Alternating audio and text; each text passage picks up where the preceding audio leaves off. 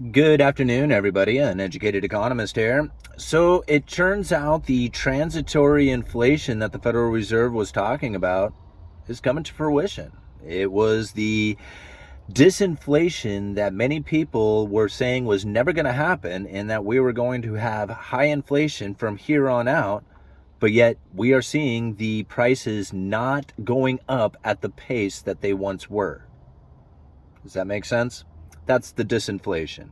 When prices are not moving up at the pace that they once were, inflation becomes disinflation and eventually deflation when prices outright drop. Now, something I found very interesting, last night I called bingo, right? I call bingo every Sunday at the Workers Tavern over here in Astoria.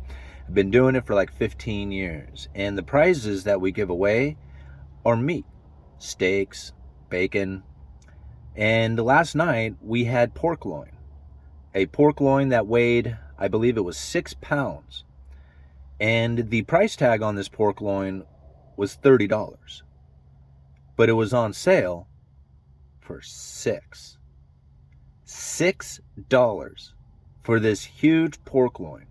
Now, granted, the pull date on it was pretty quick, and I would assume that there was probably a need to get rid of this meat because of that. But still, the pork loin itself was good. It was expensive originally and has been discounted an extreme amount, like extremely low. Now I'm finding all over the place where people are talking about discounted furniture, discounted TVs, discounted everything that's out there. I look at all the commodities. All the commodities are off their all-time highs. Nothing is achieving its all-time highs. Precious metals are going to be a little bit different story going into the future. But as of right now, they are still under their all-time highs, and silver is still under 50% of its all-time high. So the inflation scenario that everybody was anticipating, that everybody was expecting, and everybody was conditioning their life for, really isn't happening. And the bigger problem that we're going to find coming into the future is going to be deflation. Now, you have to understand why it is that the prices have moved, because the prices are really the symptom of inflation. Inflation is the expansion of money and credit. So when the banking system is flush with cash and ready to push that out, there is not a lot of demand for money, and the interest rates drop dramatically. This is really interesting to think about. When there's not a lot of demand for money, the interest rates drop. Interest rates are the price tag of money. So when there's a high demand for money, the interest rates will rise. And right now, there is a high demand for money. Why? Because everybody has taken out a lot of debt. The whole idea that during the inflation scare is that you want to take out as much debt as possible so that you can eat that debt away with deflated dollars or inflated dollars. How should I say it? The strength of the dollar loses its purchasing power. It takes ever more amounts of dollars to pay for the goods and services, but your debt burden stays the same and you're able to pay off that debt with cheaper dollars. That's what everybody thought, that all these dollars were going to be super easy to get and they were going to be able to pay off their debts. Now what's happening is that it's quite the opposite, and that we're finding that the dollar is strengthening. Of course, here over the last couple of weeks, we've seen the dollar index dropping, but the overall strength of the dollar is going to continue to rise going into the foreseeable future. And the reason why that is because the Federal Reserve is unwinding their balance sheet. And this is an incredibly important thing to try and understand, because the Federal Reserve and their balance sheet is the reason why there is so much currency in the system at this point. The quantitative easing was them printing up dollars, putting that in the system, and then buying U.S. treasuries for that. That's how they ended up with a balance sheet of U.S. treasuries and mortgage-backed securities, and all their liability out there is the money that we use.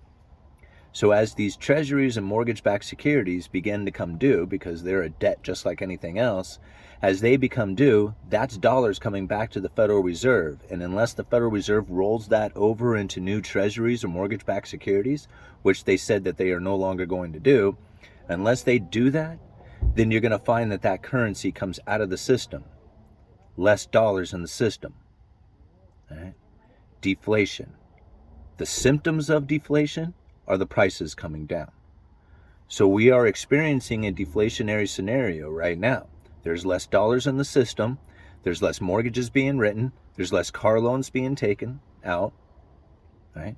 These are the deflationary scenarios that the Federal Reserve was incredibly scared about 20 years ago.